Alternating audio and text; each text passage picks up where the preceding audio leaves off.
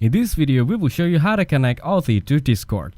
If you guys want to get started with Discord, you can use the link down in the description. First, navigate to the Discord app on your mobile phone.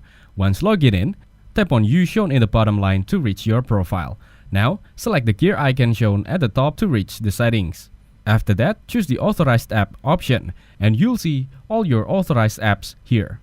Then, reach the Account option and select down.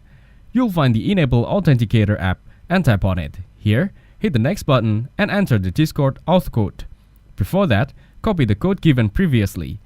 Go to the Google Authenticator app and enter this code. Now, copy the code that will be provided by your Authenticator app.